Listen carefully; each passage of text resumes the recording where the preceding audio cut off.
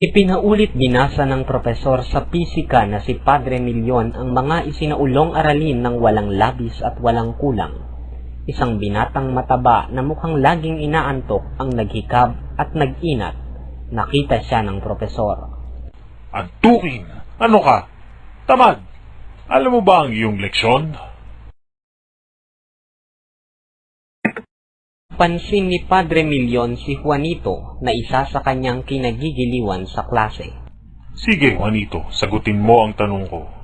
Ang nasa likuran ba'y nakapagpapabago sa nasa harapan o hindi? Hindi alam ni Juanito ang sagot.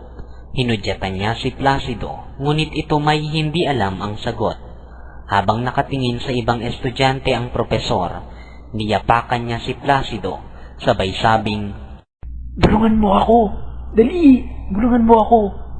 Lubhang nasaktan si Placido, kaya napasigaw siya. Aray! Napakahayop mo!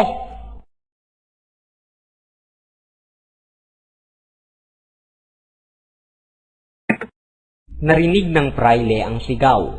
Nakita at nahulaan ang nangyari. Tinawag nito si Placido. Ikaw magaling na tagapulong. Hindi kita tinatanong, ngunit ibig mong sagipin ang iba. Ngayon iligtas mo ang iyong sarili. Naupong masaya si Juanito at si Placido naman ang tinanong ni Padre Milyon. Nang hindi siya makasagot, tinanong ng propesor ang kanyang pangalan. Placido po. Placido penitente.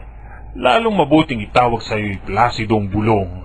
Ngunit kailangan bigyan kita ng parusa sa iyong pagdidikta o pagbubulong. Sinabi ni Padre Milyon na 15 araw ang liban ni Placido. Ano pat kulang na lamang ng isa at mabubura ka na sa talaan? 15?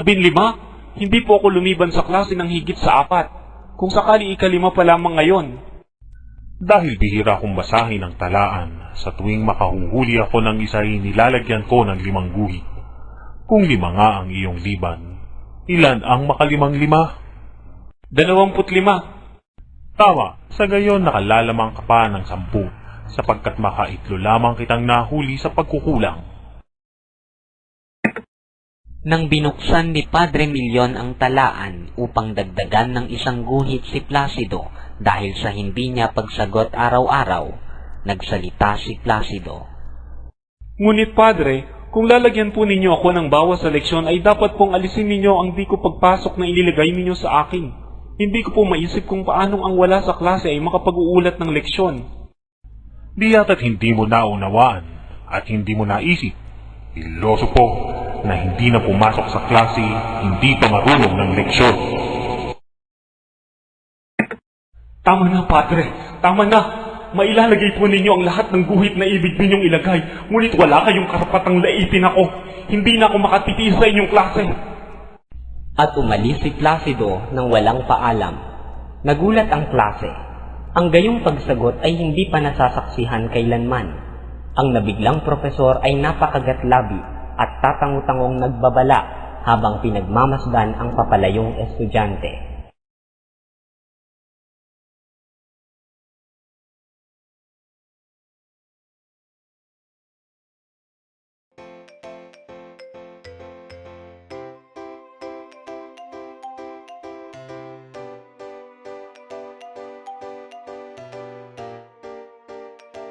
Kasalukuyang nagpupulong sa bahay ni Makaraig ang mga estudyanteng sina Isagani, Sandoval, Juanito Pelaez, Pecson at iba pang estudyante. Paksa ng kanilang pagpupulong ang tungkol sa pagpapatayo ng Akademya ng Wikang Kastila. Sa dahilan ng pagtuturo'y gagawin sa gabi ay maaaring sabihin magiging daan ng di mabuting asal at ugali na gaya ng pangyayari sa paaralan sa Malolos. Nakasisira sa karangalan ng universidad. Makasira kung makasira. Ang universidad ay mapipilitang sumang-ayon sa mga kailangan ng mga nag-aaral. At kung totoo yan, ay ano kung gayon ang universidad? Isabay kong kapisanan na laban sa ikatututo. Dahan-dahan mga Ginoo, ako'y hindi makaprayle at alam ninyo ang aking simulaing makabago. Ngunit kailangang aminin natin na ang kay Cesar ay kay Cesar Ang paaralang iyan ng artes y oficios ng mga praile ang siyang nagsumikap. Oo, ang aso ng magugulay. Ngunit, samantalang wala tayong nalalamang masamay, huwag tayong magkamali ng hinala sa kalayaan at pagsasarili ng pamahalaan. Ang liwanag ay namamanaag na. Binuksan na ng Espanya ang silangan para sa Pilipinas. Nagbabago na ang panahon at umaayon na sa ating hinihingi. At batid kong higit sa ating inakala, ang pamahalaang ito ayon sa inyo'y humihina at nararapat palakasin at ipakita ang ating pagtitiwala sa Kanya. Inaakala ko na ang pag-uusig ay nagtatagumpay at ang sanhi ng pagtawag ni Makaraig ng pulong ay upang ibalita sa atin ang tagumpay at bukas makikita nating magkakamit ng papuri at pagkilala sa bayan ang mga pagsusumikap natin. Umugong ang masigabong palakpakan. Niyakap ng mga tagapakinig si Sandoval. Mabuhay si Sandoval! Mabuhay si Sandoval! Mabuhay si Sandoval! Mabuhay si Sandoval!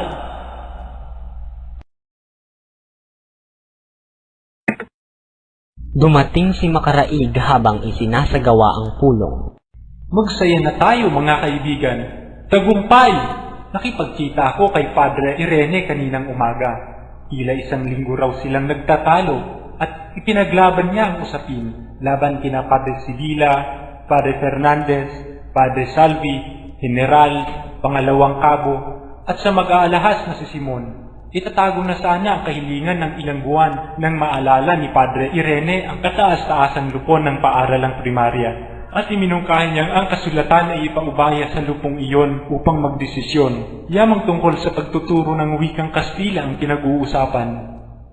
Ngunit ang lupong iyo'y matagal nang hindi kumikilos.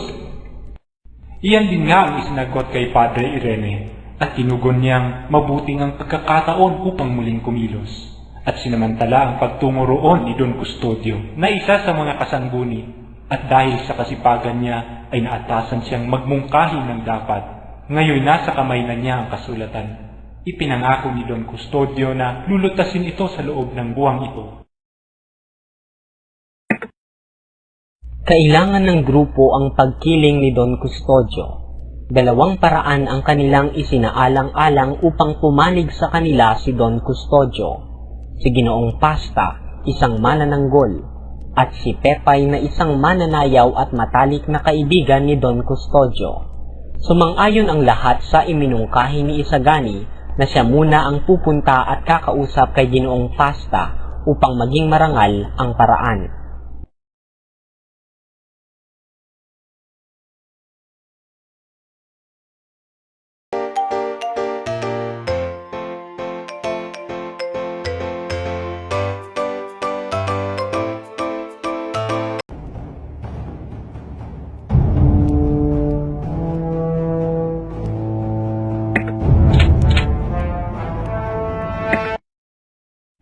Kasalukuyang nagpupulong sa bahay ni Makaraig ang mga estudyanteng sina Isagani, Sandoval, Juanito Pelaez, Pecson at iba pang estudyante.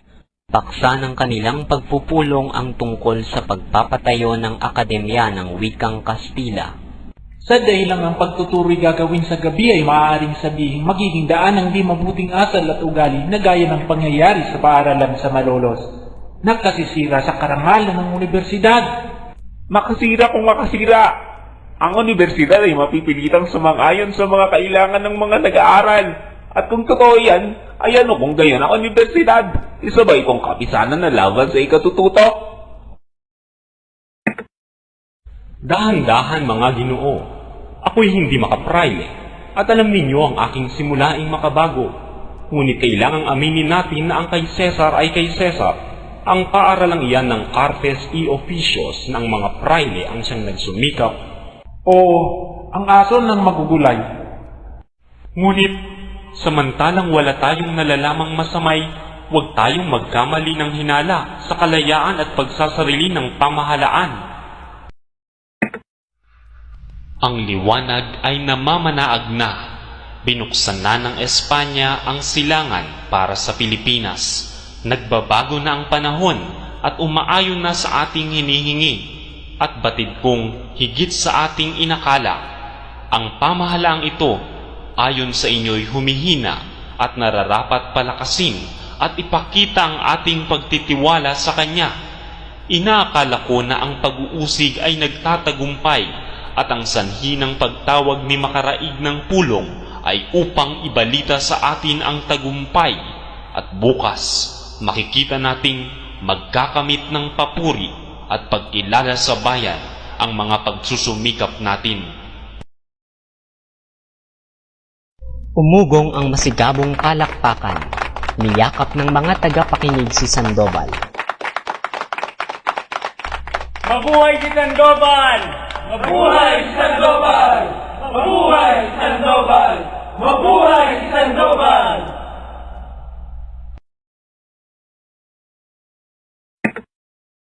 Dumating si Makaraig habang isinasagawa ang pulong. Magsaya na tayo mga kaibigan. Tagumpay! Nakipagkita ako kay Padre Irene kaninang umaga.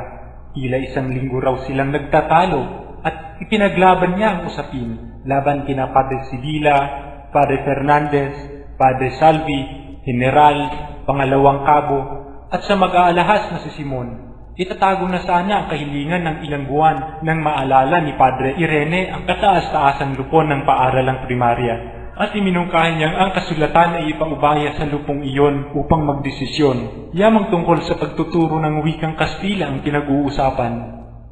Ngunit ang lupong iyo'y matagal nang hindi kumikilos. Iyan din nga ang isinagot kay Padre Irene at tinugon niyang mabuting ang pagkakataon upang muling kumilos. At sinamantala ang pagtungo roon ni Don Custodio na isa sa mga kasangguni. At dahil sa kasipagan niya ay naatasan siyang magmungkahi ng dapat. Ngayon nasa kamay na niya ang kasulatan. Ipinangako ni Don Custodio na lulutasin ito sa loob ng buwang ito. Kailangan ng grupo ang pagkiling ni Don Custodio. 2 paraan ang kanilang isinaalang-alang upang pumanig sa kanila si Don Custodio. Si Ginoong Pasta, isang manananggol, at si Pepay na isang mananayaw at matalik na kaibigan ni Don Custodio. Sumang-ayon ang lahat sa iminungkahi ni Isagani na siya muna ang pupunta at kakausap kay Ginoong Pasta upang maging marangal ang paraan.